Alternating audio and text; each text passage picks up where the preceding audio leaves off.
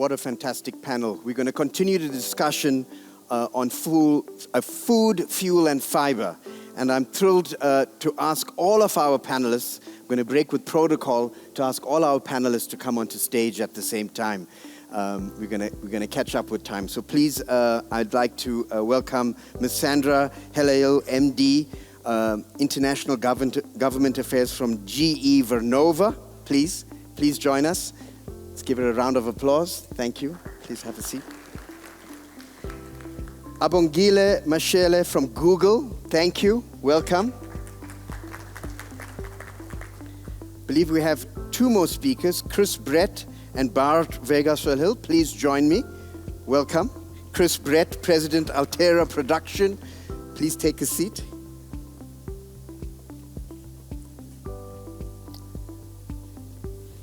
Chris. Please have a seat. Chris, take a seat. So let's get started with a topic that's quite hot at the moment. The needs of artificial intelligence are quite great. And for many of us, we think that the race to AI is simply about the next large language model or similar item that's grabbing all of our imaginations. Yet the reality is that behind that, it's actually compute power that's driving AI and ultimately energy production. The demands of AI is set to be exponential. As the world's hunger to become human plus grows, so will the strain on the current energy grids. Today I'm going to lean on a balance between experts from industry, experts in policy, and folks from different parts of the world to really tackle critical questions. Our first question is on how power systems are going to evolve and deal with this growing demand. And I want to kick off with insight from GE's previous unit, which has now spun off very much at the heart of energy production. What are the trends and how are you preparing at GE for the coming and increasing demand? Thank you so much, Professor Naidu, and thank you so much for having me on this panel with such esteemed panelists.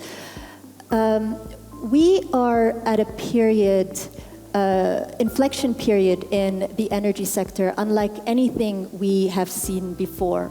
One that we've seen being dubbed as a period of energy addition. So it's not only about replacing old sources of power with new sources of power, but it's about adding new capacity and new capability to the grid. And at GE Vernova, we actually see this through the lens of optimism, of relentless optimism. And it's an opportunity for us to invest in the next generation of breakthrough technologies. With demand comes growth. With growth comes opportunity for investment, opportunity for innovation, and opportunity for scale.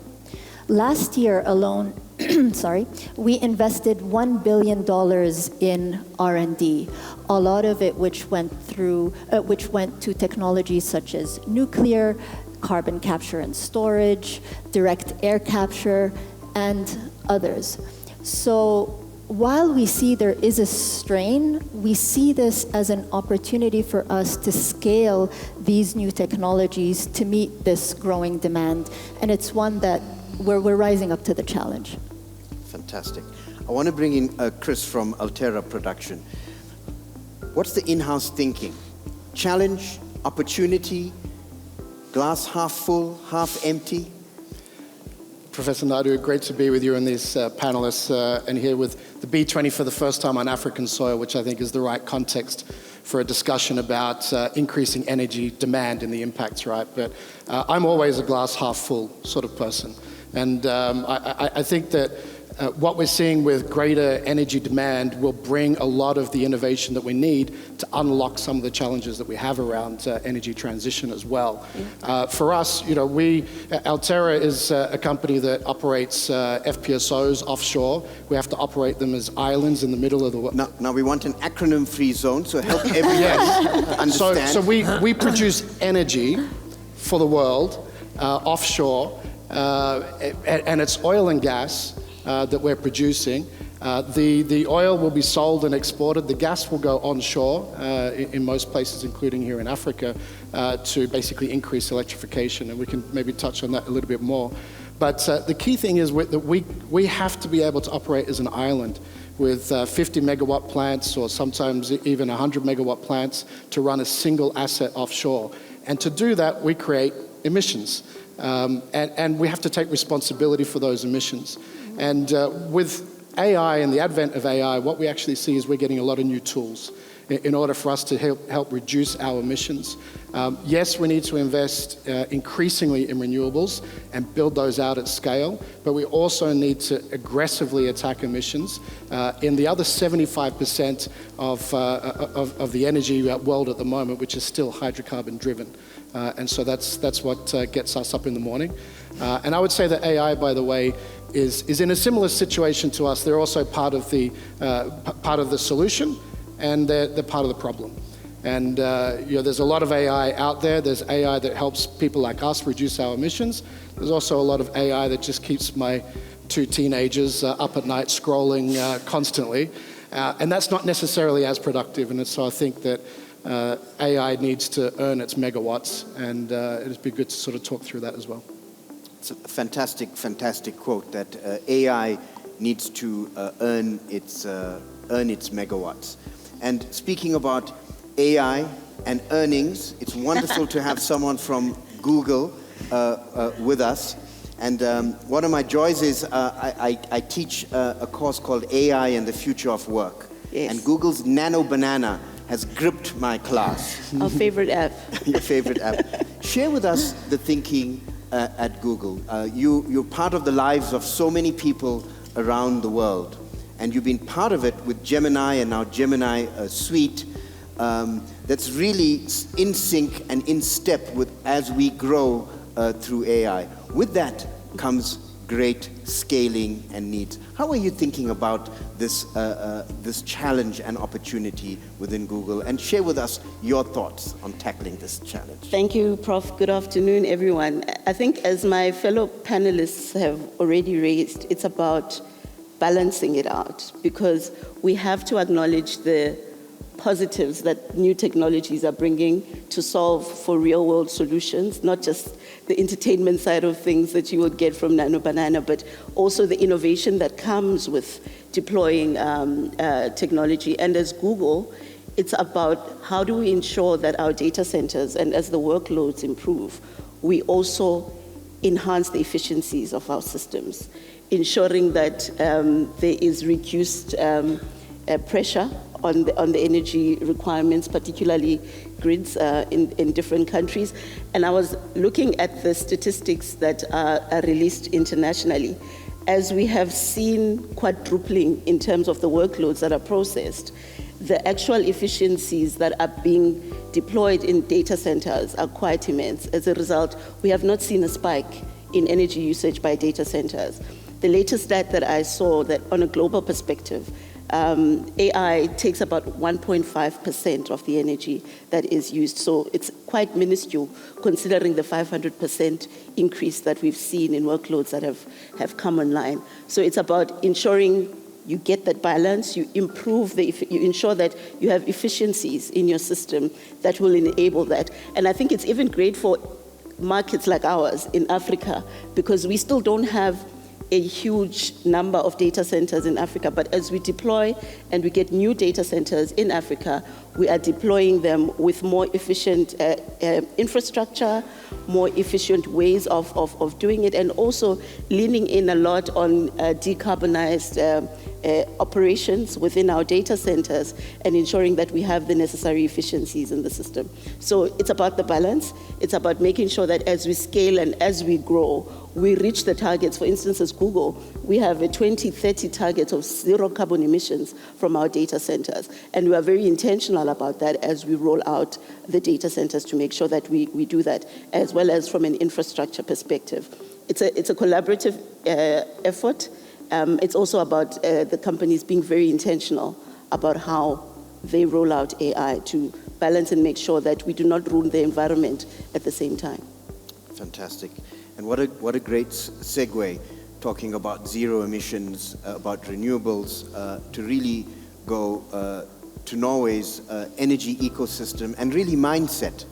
And really, the thinking of Norway for decades now, certainly your resources that came from carbon into your sovereign wealth funds, but certainly now when the world thinks of Norway, it's almost a synonym for renewables, right or wrong. But we'd love to get your thinking on how are you thinking about this future energy demand. What are some of the lessons you could share with the world? Yeah, so of course Norway does both. We also built our wealth on hydro, which has been an important part of the story, and I represent largely all renewable companies in Norway, also those who are big globally, like Scatec, who's a big solar company in Africa. So if you look at the relationship between AI and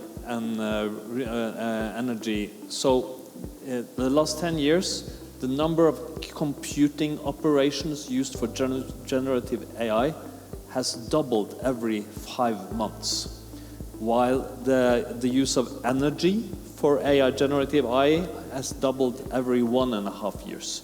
So what can you take from this? First, we can know for sure that AI will take a lot more energy in the next decades. I think there's no doubt about it. And if we take what just happened in Belém and in the COP30 there seriously, it will have to be predominantly renewable if we are to keep within the borders of the planet. But the second thing we can take from it is that energy use for AI isn't growing in the same speed. And there are reasons to believe that future AI can be more energy efficient than what we're seeing now.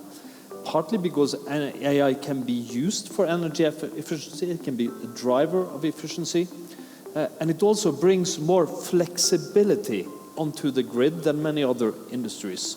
So you were asking whether the glass is half full and half empty. I sometimes call myself an empirical optimist. I think that your history shows us that we are able to create progress, when we work together and deal with problems as humans. But we have to do that, we have to take care of the issues, build more renewable energies, we need them, become more efficient. Then we can both use all the advantages generative AI will have for humanity, and we can make sure we have enough energy both for AI and for providing access to energy to people on this continent. Very nice, very nice. I want to double click on this challenge that we face, where corporations around the world love mentioning renewables when they mention AI. But the reality is that we're not in a world of either or. We're in a world of yes and. And so traditional energy is still going to be fundamentally important in this ecosystem. And so the challenge of renewables is you need 24/7 support.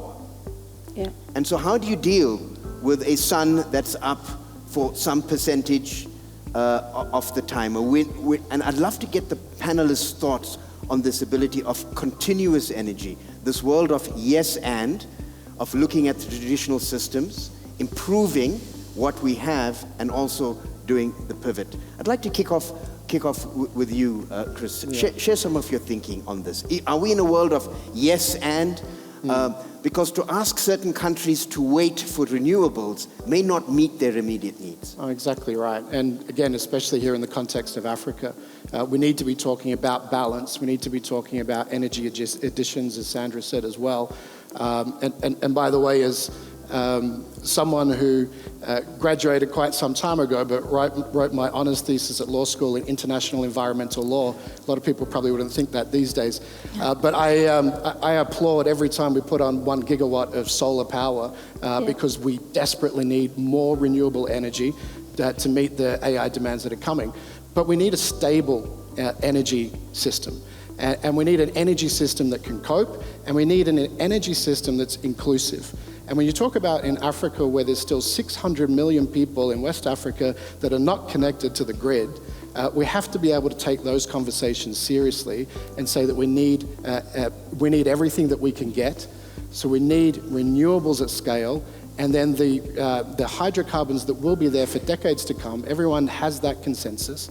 They will be there.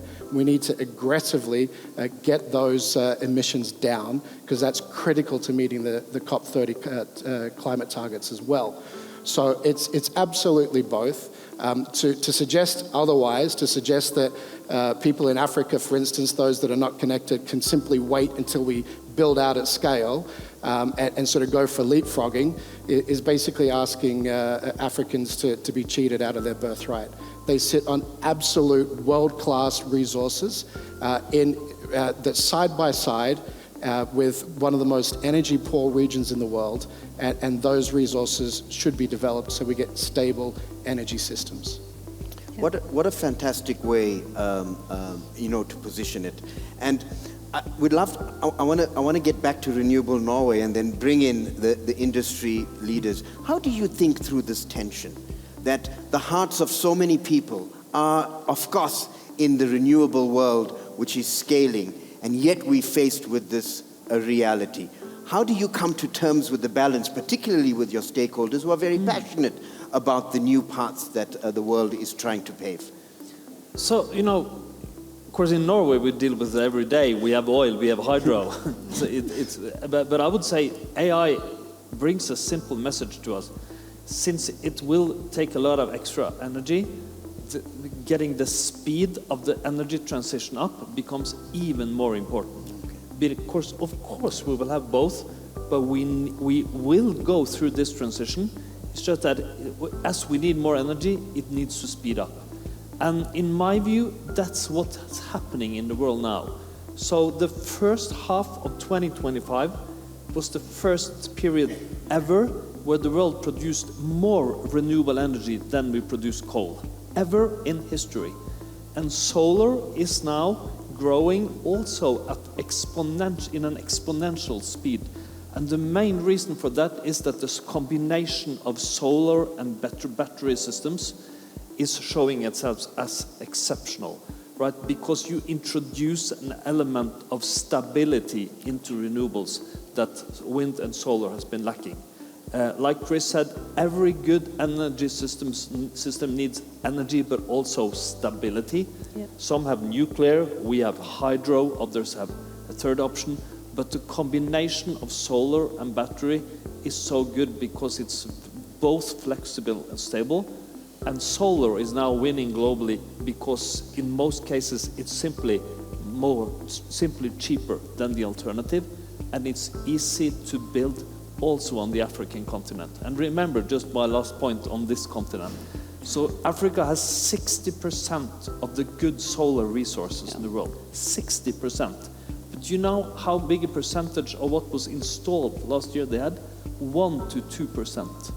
So what we really need to get going as this continent is the capital competence to use this enormous resource, which will both get 600 million people access to energy and also create an opportunity to use AI better on this continent. It's a fantastic challenge and opportunity, to put forward. And the African continental free trade area and other themes are providing the impetus. But what you say is absolutely powerful, that the sense of urgency to meet the needs is actually a rising tide, be it renewables, be it traditional. I want to bring in Sandra and Abongile back into the conversation and talk about both Google and GE almost turning this around, where energy seems to be one to feed our artificial intelligence evolution as humanity. But on the other hand, AI has the ability to introduce efficiencies and smart thinking to your systems, right? How are you thinking about artificial intelligence bringing in stability and almost improving current systems just by its ability to monitor, adapt, and change? I want to kick off with GE and then head over to Google. So when it comes to AI, I want to focus the discussion on the grid. We can have a lot of arguments about the sources of energy that are required in the future. But one thing that there can be no debate about is the need to invest in the grid and in modernizing the grid. The grid is aging, it's congested, and it cannot handle the variable sources of power that are coming its way. On the positive side, the IEA has predicted that grid investment will double by 2030. And at GE Vernova, when you look at our electrification segment, which includes both our grid solutions and our software businesses, that's actually our fastest growing business as a company. So that shows you how our customers are really investing in the grid all around the world. When you look at AI and software in specific,